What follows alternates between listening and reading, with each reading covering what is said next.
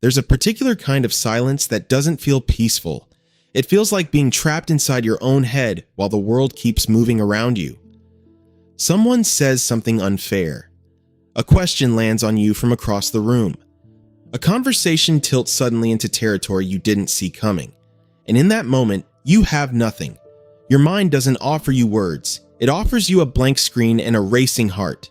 And then, hours later, when you're alone, driving home in the dark, lying in bed staring at the ceiling, standing in the shower with the water going cold, the perfect response arrives.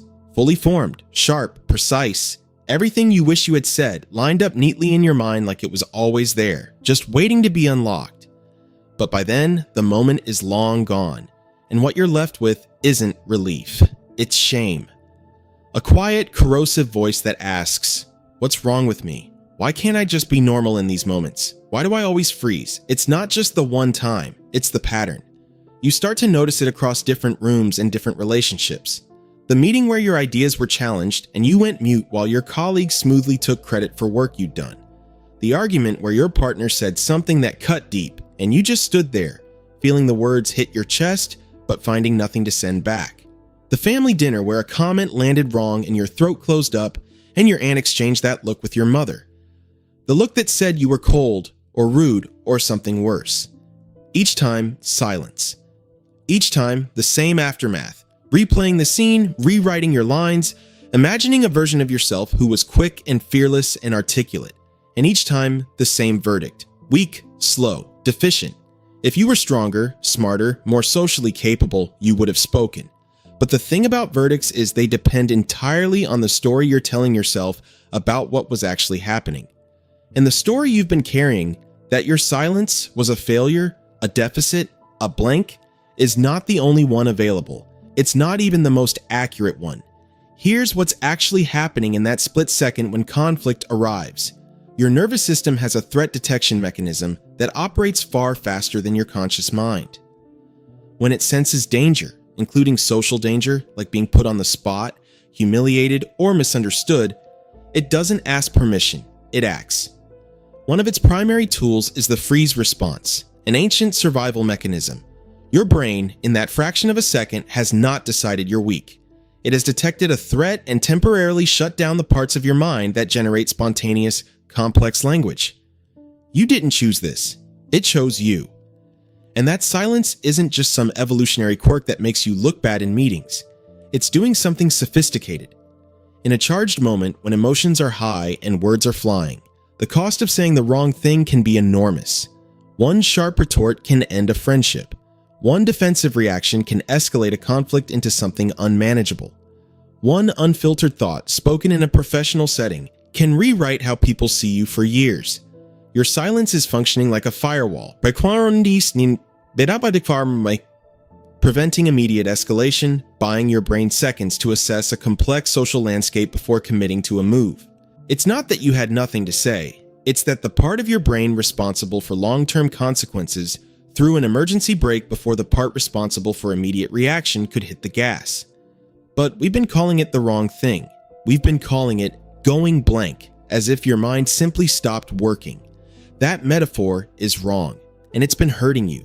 Think of a computer processing a massive data set. The screen might freeze. The fan might go silent because all available resources have been redirected to the task. From the outside, nothing appears to be happening.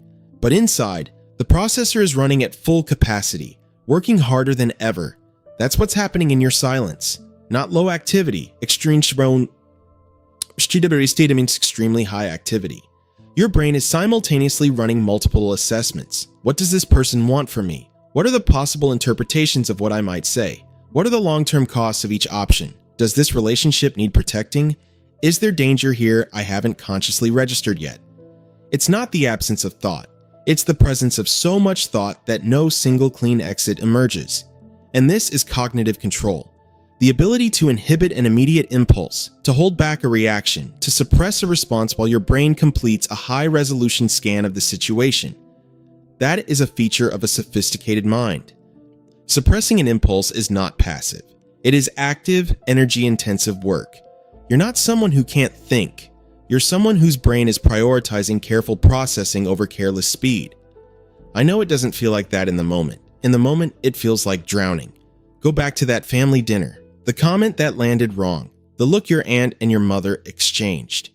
In the old story, that moment is evidence of your failure. Another silence, another missed chance, another confirmation that something is wrong with you. But viewed through this lens, something else becomes visible.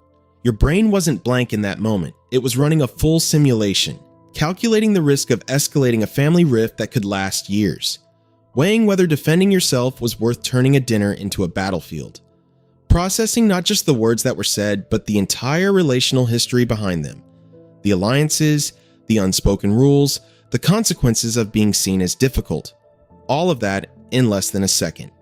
And the output was silence.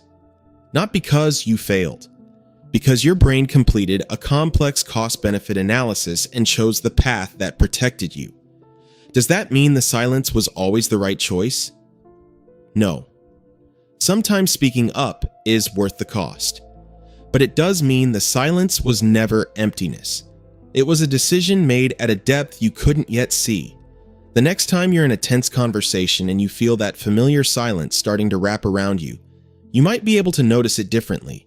Instead of, I'm doing it again, I'm failing again. You might think, my brain just shifted into protective assessment mode. That's not a solution to the conflict. It's not going to suddenly make you the most articulate person in the room, but it changes your relationship to what's happening inside you. You stop being trapped in the silence and start being able to observe it. And that shift, from performer to witness, is its own kind of freedom. The shame spiral that used to follow the silence doesn't have to arrive. You can notice the silence, recognize it for what it is, and let the moment pass without adding self-attack to the original difficulty. Your silence is not a weakness to be eliminated. It's a sign of a mind that's processing more than it can immediately express. A mind that hesitates not because it's empty, but because it's weighing too much to speak lightly. You don't need to become someone else. You just need to understand who you've been all along. If that kind of understanding is what you're looking for, subscribe. There's more of it here.